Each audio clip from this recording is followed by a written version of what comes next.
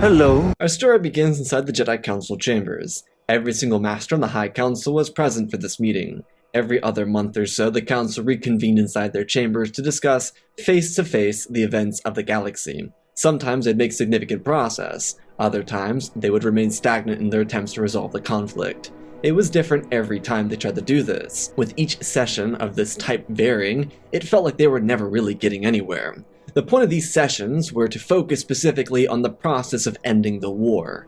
While it did come up in various sessions the Council had every day and week in between these particular meetings, this was to be held without distractions from anything else. This did involve Council members abandoning the front lines to participate. However, the session wasn't for a set date, so it was specifically whenever every member could be present. Yoda started the session after Kit Fisto walked in. He started with the notion that since their last discussion they hadn't come any closer to a resolution. One of the members chimed in, suggesting that Palpatine was seemingly elongating the war. This was agreed to, however, they weren't getting anywhere. They were desperately trying to make any sort of progress, but it was never coming. The Council knew and understood that times were getting even more difficult for them. Mace sat in silence as the discussions revolved around him. He felt a large part of the burden for this. He had the chance to kill Dooku and Geonosis, but he hesitated. Sure, it made him more of a Jedi, but it cost the galaxy a war and hundreds of thousands of lives. But he did speak whenever there was an opportunity to. Mace was very focused, as was everyone else, on making the right decisions moving forward. It just felt, as the collective minds would agree, that every step forward was 3 steps backwards. It felt like there was someone always listening to them, and because they were always able to listen in, they could make a move to perfectly counter whatever it was they were going to do to bring peace to the galaxy. The Council was deep into discussion on how they could potentially negotiate the end of the war on Mandalore. It was a neutral system after all.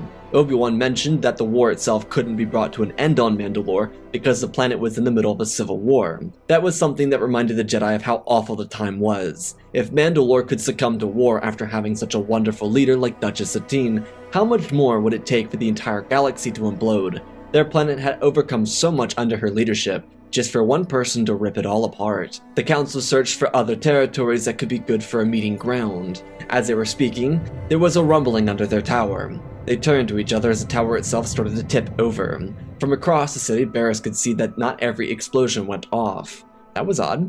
She tapped the control a couple more times and watched from a distance. The Council members tried to react, looking for a way to hold on, a couple of them being thrown into each other.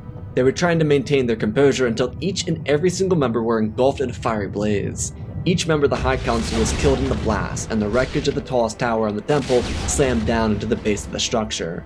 Barris didn't want for that to happen, but it seemed as if it were the will of the force, of gravity. But seriously, she only wanted to kill the people in the Council chambers. Who knows how many other Jedi were hurt in that blast? Perhaps it would send the correct message though. The chaos in Coruscant wouldn't be understated. The Jedi were rushing to save their friends caught in the fires blazing through the hallways. Those who were inside the chambers couldn't even be recovered. As for those who were caught in the wreckage of the tower, they wouldn't ever be found in one piece again. The terror running through the capital city of the Republic would last for hours. Fire crews quickly got to work and tried to de-escalate the situation, which eventually they were able to do.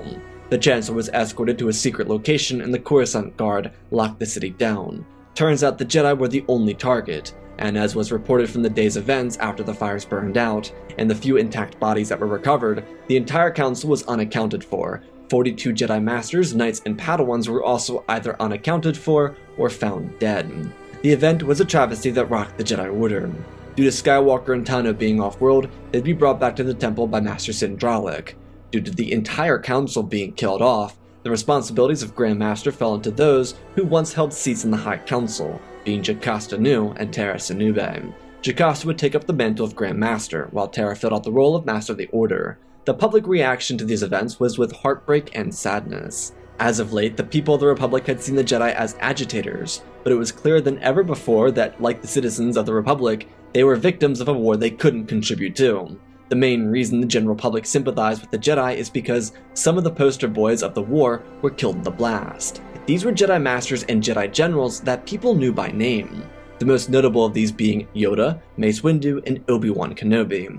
Due to how close Anakin and Obi-Wan were, the public feared for how their Star General would handle the loss of his best friend and instructor.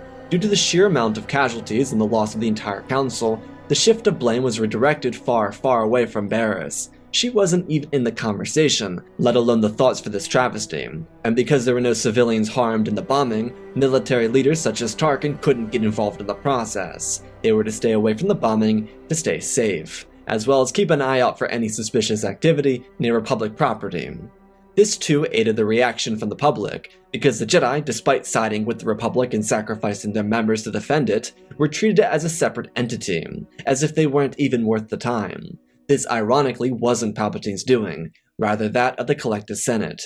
He was just so pleased that the only challengers to his power were wiped out in one swift blast. Sure, there was Sindralik, but aside from him, the entire Temple Guard crew couldn't stand up to his might. Sidious felt relieved about the entire ordeal, and with Skywalker losing Obi-Wan, he could use this to play into his favor.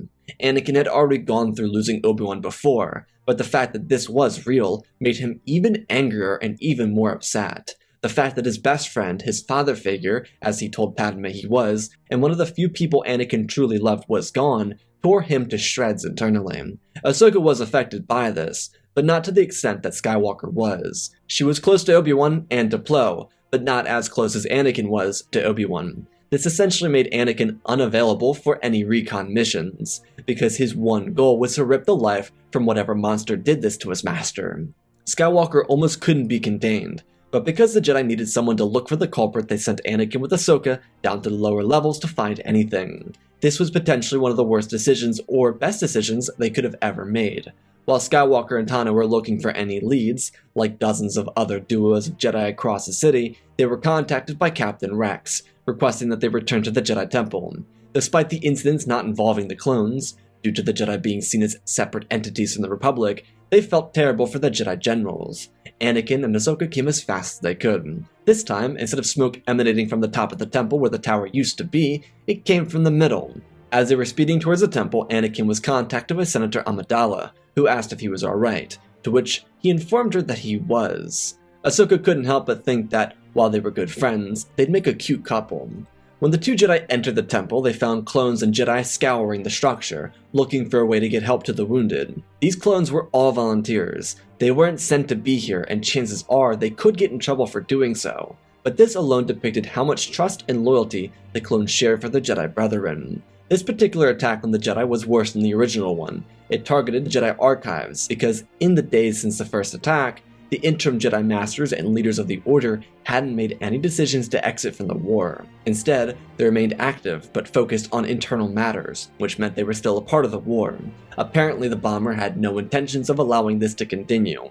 The tragedy about her decisions is that the second bombing affected many more Jedi. The bomb targeted the Jedi archives, and inside of those archives were not just the interim Grand Master and Master of the Order, but copious amounts of younglings, priests, and instructors. Very few of them were warriors, aside from Sindralik, who was very badly injured. Barriss never wanted anyone but the Grand Master and the Master of the Order to be killed in the blast, but it was much larger than she anticipated. Anakin and Ahsoka ran through the halls of the temple, catching up with clone troopers and Jedi who were moving quickly to save as many wounded as they could. The destruction and wreckage inside the archives was terrible. Shelves were ripped apart, and the restricted section was pulverized. Many of the archivists were dead, aside from the newest members of Jacasta's team that were brought in to assist in her absence. It was a tragic scene. Anakin and Ahsoka ended up splitting off to help those wounded in the bombing. People were a mess. Smoke hadn't fully left the temple yet. As Skywalker came into the center of the archives, he could still feel the terrible confusion and the smell of the awful burns. The light in the archives was only through the light in the sky, visible due to a hole in the top of the archives themselves. Skywalker heard someone call his name and he ran over to Master Sindralik. He was missing both of his legs and his face was burnt across the left side. Luminara Unduli was with Anakin when they came to his side. Sindralik grabbed Anakin's hand and told him that the Order needed to recover. The few words he could get out after that said that the Order needed to be set free. As Luminara listened from over Sindralik's other shoulder, she heard Sindralik tell Anakin to use his bond with Palpatine to do it. A clomedic pressed a stent into his neck and he fell unconscious, before two troopers picked him up and started moving him for the Jedi Medical Center, which was filling up very quickly. Anakin turned to Luminara and he asked what this meant. She expressed that perhaps it was time for the Jedi to make an exit from the war. Everything was going too fast for them, and they couldn't recover without pulling themselves from the conflict. They weren't even able to discover the culprit behind these atrocious attacks. Anakin knew she was right, but it didn't feel like the right thing to do. She was adamant that he follow Sinjalik's instruction. As he did that, she and the other Jedi would continue picking up the pieces here inside the temple. Anakin didn't want to leave, but there wasn't anything he could do. The wounded were transported away, and all that remained were the classified dead Jedi. Again, similar to the first bombing, Coruscant was locked down, and the public sympathy for the Jedi continued to rise. Anakin was able to, after hours of waiting, get a chance to meet with Palpatine. He was very noticeably concerned about the attacks on Coruscant. Obviously, Sidious would have some genuine concern over these atrocities. However, it wasn't because of them happening, rather the fact that they happened without his intervention. If someone was outsmarting the Jedi and avoiding him, then it was someone he wanted as an ally within the ranks of the Sith. Palpatine played the whole concerned politician act and played Anakin right into where he wanted him to be. However, there was one thing that despite Palpatine's grip over Anakin, he couldn't get to work. Anakin was extremely adamant that the Jedi were stepping back from the war effort. The early reports from the archives were that 279 Jedi had been killed and/or were missing. That number was also continuing to rise, so the chances are that there would be more casualties from the second bombing. Anakin was already on edge due to Obi-Wan's death. Mind you, Palpatine never even showed up to that funeral. Anakin knew that Palpatine was a busy person, but he seemed almost annoyed that Anakin wanted the Jedi to pull back from the war, or even the fact that the Order as a whole was committed to the idea. Who could technically blame them though? But Palpatine was banking on their arrogance being the downfall of their order. Palpatine and Anakin continued with a slight back and forth for what felt like hours. Anakin never saw anything wrong with it. The way he interpreted the situation was that Palpatine was worried about losing part of his fighting force, which was something Anakin could technically sympathize with. Palpatine just needed the Jedi to be scapegoats, but these bombings, despite being impressive, were costing him public distrust and distaste in the Jedi. What aided the public's sympathy with the Order was the fact that this particular bombing included more than just recognizable faces, but the death of a number of younglings. That was something that the public could completely agree on. The people didn't want to see the Jedi suffer anymore, and this entirely came from the younglings being killed in the second bombing. Palpatine would have to announce what Anakin said to him, and because it was Skywalker, he couldn't twist the words. He just called Anakin the representative from the Jedi Order. The Senate were completely okay with the Jedi dropping out of the war. There were obviously those that saw it as a fundamental weakness with the Jedi themselves, but overall the response to this was with understanding. When Skywalker returned to the temple, that night, he realized that someone was missing. Parts of the temple had been locked off, and the Jedi instructors that remained were removing younglings from the temple. Half of the Order was going to relocate. This was initiated by Luminara. The other half would remain and try and rebuild what had been lost. But that's who Anakin realized was missing. Luminara had been in the rubble all night, helping the wounded. Skywalker ran through the wreckage of the archives, seeing what little he could due to the lighting from the moon above. He ran through, and as he did, he could hear the clashing of lightsabers. Anakin ignited his own, and the sound of clones calling out orders echoed out behind him. He knew they could catch the culprit. Anakin expected to see a ferocious Sith Lord, but when he turned the corner, he could see a green lightsaber toiling with a blue lightsaber inside the wreckage of a couple bookshelves. The outlines were hard to tell. Luminara was obviously one, but the other one was smaller, their identity cloaked by the shadows dancing in the moonlight. As Skywalker rushed forward, demanding the individual to stop, Luminara was sliced to the abdomen. The other figure deignited their weapon and vanished into the night. Anakin wanted to chase, but he came to Luminara's side. She had a couple breaths of air left, and she tried to squeeze out something of substance, but she fell short. The clones came up behind Anakin and asked if everything was alright. He told them to lock down the temple, and then contact the guardsmen of the temple and inform them that they had to fan out and find whoever did this. As Skywalker looked down to Luminara, he slowly closed her eyes, and later back down into the rubble. Rex was behind Anakin, and he asked him if he was alright. Skywalker nodded his head and then turned back, telling his trusty clone captain that once they found this culprit, they were going to die. With the Order in shambles, the Jedi were looking for someone to lead, and Anakin, despite being young, had a voice large enough to lead. When the casualty count came back from the archive bombing, it was revealed that 732 Jedi were killed and/or wounded in the blast. That was mostly because there was a seminar happening inside the archives when the bomb went off, something the bomber didn't know about. Anakin noted that whoever was bombing the Jedi was in fact a Jedi. They knew of all the times necessary to make these attacks. He continued with Luminara's plans by removing thousands of Jedi from the Order, leaving behind a handful of Masters, Knights, and Temple Guards. The injured Jedi were taken to medical facilities across the city to be taken care of. Anakin was cutting off everyone from around him. He closed himself off because he took a lot of pressure on for this. No one asked for him to take command, and yet no one else really did take command. As their poster boy, he was the most recognizable to the public, and the choice seemed relatively obvious. Naturally, without having previous time as a Jedi leader of the Order, he didn't know what to do. Skywalker looked for any ways to help his brothers and sisters, but it felt like an impossible task. He didn't know how to properly ask for advice, and so he continued going to the last person he should have. Palpatine had conflicting ideas for the Jedi, and while he posed as someone who would be willing to try and help, he came across as uncaring. This is something that Anakin never picked up on. This was entirely due to his desperation. He was trying to do right by the Order, and Palpatine continued giving him shabby advice, all in the hopes that the Jedi would either return to the war effort or look wrong in their quest to find the person responsible for the bombings. Palpatine just wanted to get his hands on that bomber so he could make good use out of them. Sidious wasn't able to find Barriss through his various contacts, and the Jedi weren't able to either. She got what she wanted, kinda. While she believed that the Jedi Order was wrong for encouraging violence, she didn't see the irony in being responsible for over 700 deaths, including those of council members, archivists, and of course, younglings. But it wasn't about who she killed, it was about sending a message. The Jedi were no longer in the fight, so she got what she wanted. However, she wasn't going to be able to keep up the facade forever, so she made her great escape when no one was looking and vanished out into the galaxy. Ahsoka, like her master, was struggling. She tried to help him through the situation, but because he cut himself off from everyone, she was left feeling helpless and useless. She didn't know what to do to assist him, or anyone else, and when Baris vanished one night, she felt worse about the entire thing. What made everything worse and more terrible is that the Jedi felt that those who left the Order, like Baris, were doing so because the pressure was too much to bear, which for everyone, aside from Baris, was actually true. Ahsoka's conflicts continued as her master returned from cutting himself off and apologized for his misstep. There were no hard feelings, she was understanding of why he was being distant. Skywalker was, in a way, taking the Order by the reins and trying to lead them into the right direction. He and her spoke extensively over the following days and weeks about the situation. The bombings themselves happened within a week of each other. Now there were calls from certain Jedi to return to the war effort, while others were suggesting that they abandon Coruscant and go into hiding. Skywalker could see both sides of the argument, and with Sindralik still in a medically induced coma, he was stuck. Skywalker did have some elders helping him along the way, but they, like him, were just as confused. They didn't have any guides at the council, and anyone else who would be at all useful were killed in the second blast. Skywalker also had one conflicting issue. He truthfully would have liked to participate in the war, find the culprit, and end not just the war but end the one responsible for the death of his master.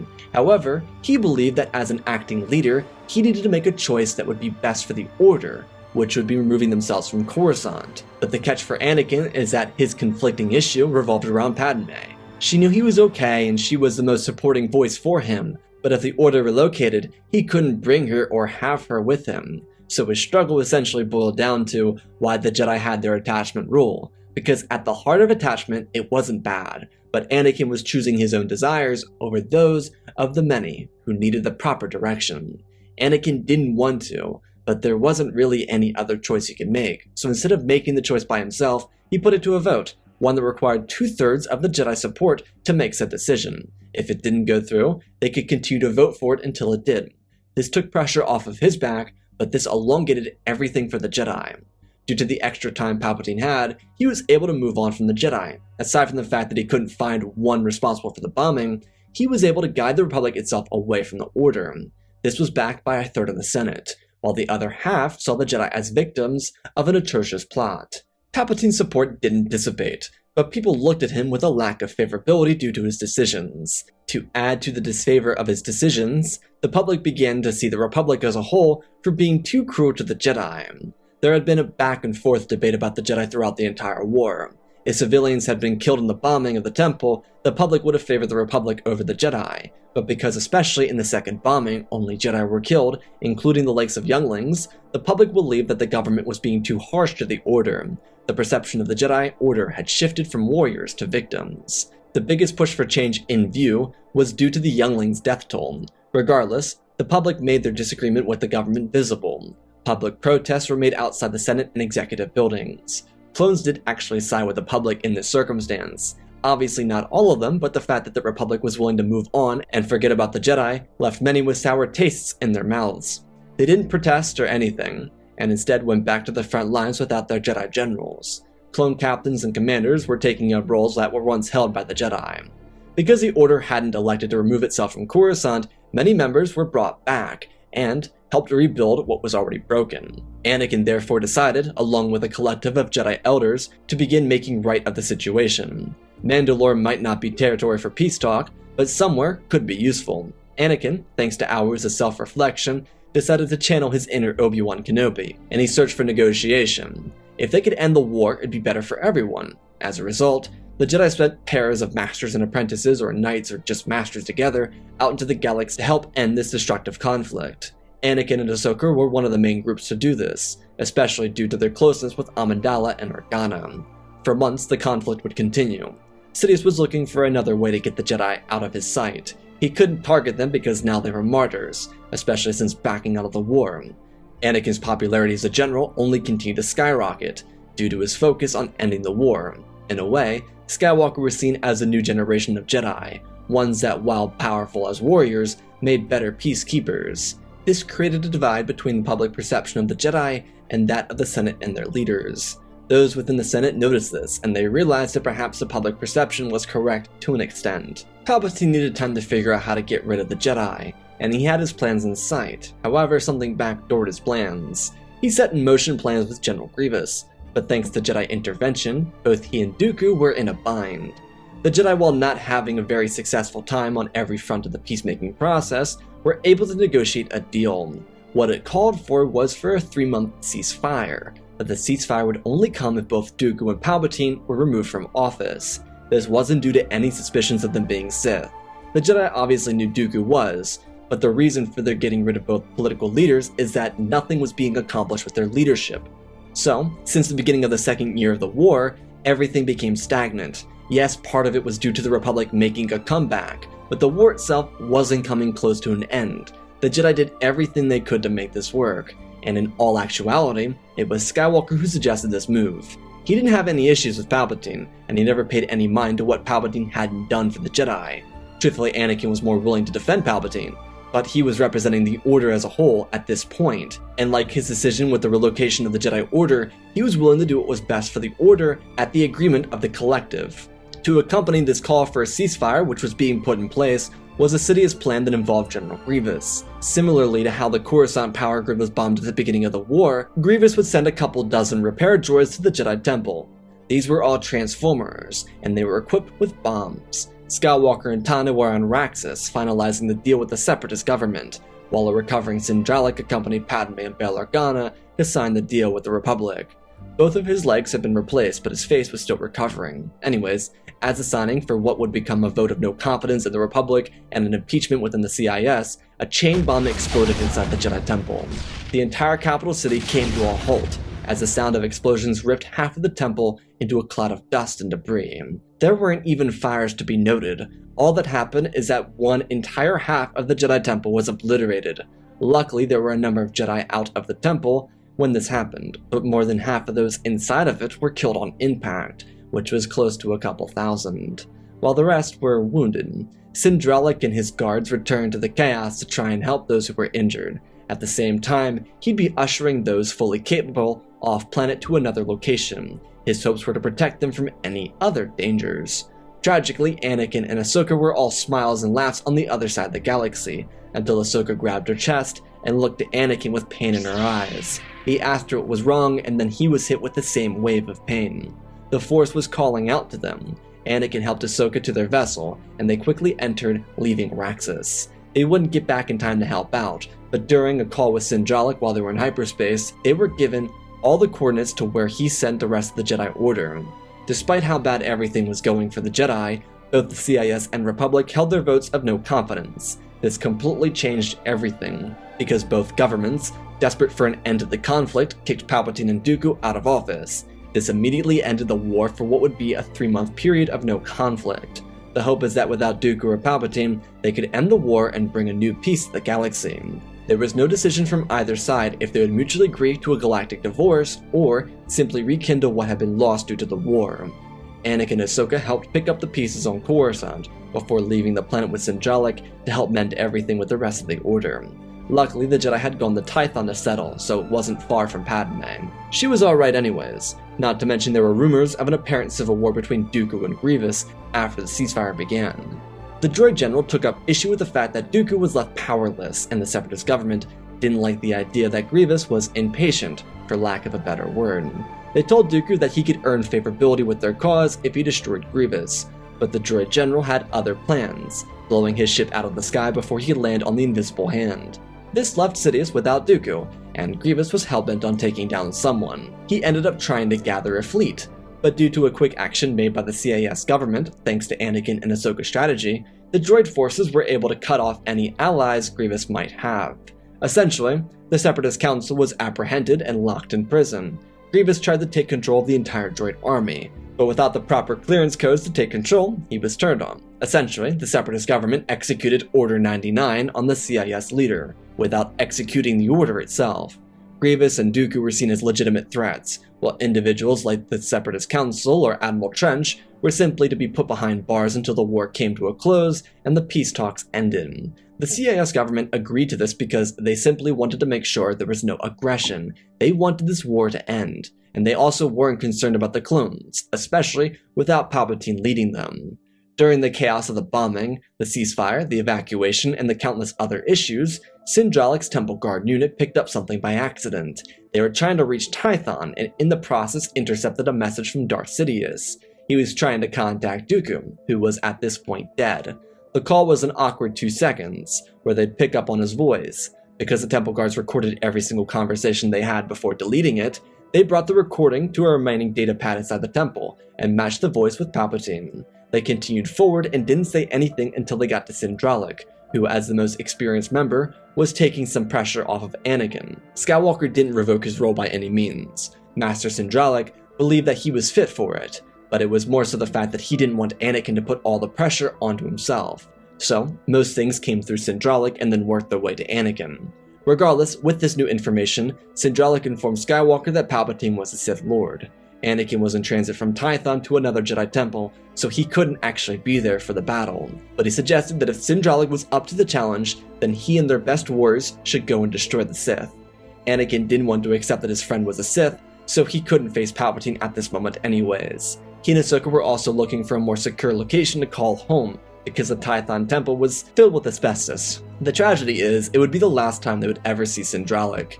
He and about 20 other warriors would go into the mouth of the devil, and never be able to destroy him. To Anakin and Ahsoka, this proved that perhaps the Dark Lord of the Sith was more than too much for them, because initially they were going to be backup if needed, and then everyone died. Skywalker was very worried about this, and so he and Ahsoka ended up moving the Jedi from Tython to the Runa Jedi Temple on Talam. It was a secret location, and it would be perfect for their rebuilding process. On the other hand, Anakin and Ahsoka needed to train harder than ever before. Skywalker, because of this, relinquished his role as the interim leader of their cause. His position was mostly valid due to the public recognition of him. While the Order didn't want him to step down, they understood that in a less public scenario, he wouldn't be the best person to be a spiritual leader, if you will. He was the one that suggested he step down from the role anyways, so when an elder took up that spot, it wasn't jarring for the other Jedi. As Anakin took his training and instruction more seriously than ever before, the galaxy continued to evolve around them for the longer part of an entire year. Sidious tried everything he could to get some type of power, but the Jedi had legitimately done it. Thanks to the chaos of the bombings, they stopped the war from happening. The Republic and CIS united under one banner. This allowed for them to cement this new government as one for the galaxy, not just the core. Inversely, the units created for war were used for maintaining the peace, keeping an eye out for Sidious himself, and beginning a capture of the Outer Rim. Mandalore would have its own bit of assistance, but the main focus was on restructuring the loss of the Outer Rim. There were also a couple bills created and forwarded by Senator Amidala to assist the Jedi. Due to everything that happened, she and Anakin wouldn't have any children. They were a bit separated, but Anakin, due to his intense regimens of training, had time to call her. The reason he was able to is because he wasn't actually around any other Jedi aside from Ahsoka, though there were a couple of other volunteers that ended up joining him and Ahsoka, in hopes to be a part of saving the galaxy. Initially, Anakin rejected this, but he very quickly accepted it. This unit of 12 Jedi trained harder than ever before for this moment. The difficult part for them is, that they were all training using books. They didn't have an instructor to oversee their training. Most of the warriors had been killed, and those who weren't either became priests, left the Order as a whole, or were training with Anakin and Ahsoka. The Order's will was broken, but those strong enough to stand the test of their hardest trials were willing to put not just the Jedi but the galaxy onto their shoulders and fight the darkness. Finding Sidious would be difficult after a year, however they would be able to do it. He had since become public enemy number 1, thanks to Jedi intelligence, but this only forced him into hiding. Of course, Sidious, after a year of being on the run, would pick a home world of the Sith. Initially he wanted to go to Exegol, but that wouldn't do him any good, especially without a student. He needed someone to be his servant, and he continuously searched for that person, the one that bombed the temple, but he could never find them. When Sidious woke up one morning to the sound of a ship landing outside of a Sith temple on Morabon, he was filled with rage. He hid within the temple itself and allowed himself to wake up as the 12 Jedi entered his lair of darkness. They were keeping to each other's sides, and they were prepared for this moment. If they could kill Sidious, they could eradicate the Sith for good. They didn't really consider Maul a Sith, as it was, so Sidious was their only target. As they were searching, Sidious dropped down into the middle of the group, sending out a shockwave. He slashed 2 Jedi with his lightsabers before electrocuting one and throwing another into the wall. The Jedi turned back, attacking Sidious as they did, and he defended himself with all of his strength. He was ferocious, and Skywalker joined the fight, joining his brothers and sisters in their attack against the Sith Lord. He had done a phenomenal job against the other Jedi, but this group was different. They had one thing the other group didn't have going for them, is that they knew Sidious was a legitimate threat. The other group must have not taken him as a true power before they fought him. This didn't mean they were winning, but they were at least holding their own against him. They practiced for this moment, using holograms of Yoda and fighting against them. It was the only thing they could do, and or use. It worked for them, but Sidious was much fiercer, obviously. The colors of the Jedi illuminated the Jedi Temple with hope, as they fought with everything they had. Another Jedi dropped, and Anakin took on Sidious with everything he had. The Sith Lord was using both of his blades, and was near unstoppable. Each Jedi put their all into this fight, but it almost felt impossible. Sidious was counting in his head. 6 were dead, only 6 more to go. He wasn't at this point concerned with Skywalker living or not. He was a target just as any other Jedi present. His only focus was survival of his kind, even if it came at the expense of Skywalker. As he pressed forward, another Jedi dropped to the ground, but Skywalker was able to catch Sidious off guard. The one benefit Anakin had in comparison to his peers is his strength. This was accompanied by Anakin's speed, because many times he practiced wielding a heavier version of a lightsaber, so that once he held his actual blade, he moved with more speed and precision, which accompanied his natural strength. Sidious recoiled but was able to sweep under another Jedi before being kicked in the side of the knee by Ahsoka. She was able to slide under a strike made by him before Skywalker used a legendary 3-point saber combo on him, which ended his reign of terror. It was the final strike that extinguished their religion. The Jedi picked each other off the ground and took their dead, burying them in a purified plot on Talam. Every Jedi who went to Morabon knew they would likely die, so they were prepared to make the ultimate sacrifice, one of which they made, ending the Sith for good. When they returned with victory, the Jedi celebrated for the first time since the end of the war. It was a moment that they all really came to appreciate each other and the resilience for everything they had gone through together. But their work wasn't finished yet. As a result of the terror they incurred a year prior to the death of Sidious, they decided that slowly they would reintegrate themselves into the galaxy. They wanted to help, and they wanted to be important pieces in the rebuilding process of the broken galaxy. Anakin would be a leading member of this rebirth of Jedi interaction in the wider galaxy. But it would also be him, and his now Jedi Knight student, who'd find the one responsible for the bombings, and it would be on a mission on Rhodia where they'd come across Barriss Offee. She had since seen what her actions had done, and while she was happy it resulted in a peace treaty, she didn't exactly want it to go that far. By this point, Anakin had finally recovered from Obi-Wan's death, and he and his wife were expecting a child. So when she out of nowhere apologized for her actions, Skywalker reacted before Ahsoka could. He grabbed her shoulder and pulled his lightsaber off of his belt and ignited it, pointing it into her chest. He told Baris that her actions nearly destroyed the Jedi Order. She was genuinely apologetic. She didn't mean for it to go that far. When she bombed the archives, she was only aiming for Jakastu Nu and Terra Sanube. She didn't expect as many bombs to go off. Ahsoka was trying to pull Anakin's hand back, but he didn't budge. Instead, he told Baris that her actions were horrid, and they were the worst anyone had done to the Jedi in centuries. He looked to Ahsoka and then deignited his lightsaber. He then told her that as a Jedi, they were to be better than they were before. His grip on her shoulder slowly released. He looked down. So much anger radiated through his chest. He then told her that despite what she had done to him, at this moment in time, he'd rather not take out revenge in the name of the Jedi. Instead, she should see what her actions caused. The mental turmoil Barriss incurred from her trip to Talam would scar her for a lifetime, but instead of it pushing her further from the path, she would wish to right her wrongs. Barriss didn't want somebody to die, maybe a Yoda or a Mundi and definitely a Luminara, but seeing what she caused ripped her heart into two. She didn't want to go back to the Order, but decided that instead of rejoining, she'd pledge her life to making it better. This was a deal that was made between her and Skywalker. He didn't want to kill her, and he almost did, but he restrained himself. The Sith were gone, no need for the Jedi to act like them in their absence. Anakin's personal life continued to get better. He was acting as a split Grand Master with a council mostly made up of those who fought against Sidious with him. The child he and Padme would have was an only child, a boy named Ben Nabiri Skywalker. Anakin and Padme thought Obi was a bit too on the nose, so they went with something both he and she knew was Kenobi's nickname. In a way, it remembered both Obi-Wan and Satine. Ben would be their only child, but a great addition to the Skywalker family.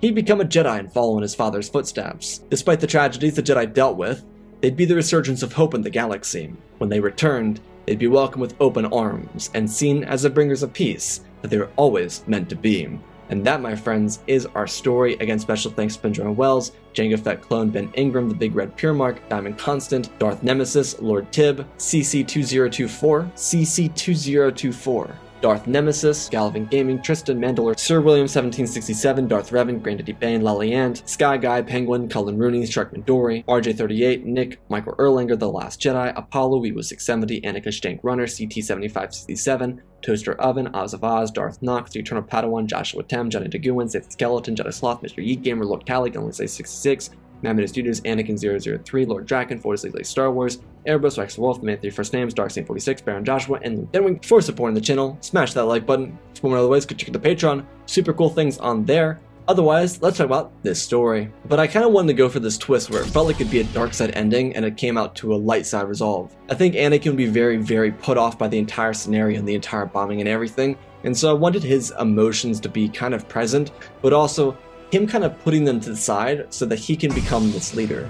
The reason Anakin becomes a leader is because he is publicly known. When he is out of the public sight, that's when he's kind of like, alright, my purpose is kind of fulfilled, but I'll still help as much as I can. But I wanted the Jedi to kind of go through this rebuilding process, where on the other side of it they end up better for what happened in a weird and sick, twisted way, that the death of so many caused them to kind of be like, maybe we should fix ourselves. And so as they restructure their order, they become a better version of themselves for the galaxy. So I hope you all enjoyed. I love you all, spread the love, and always remember, my friends, may the Force be with you.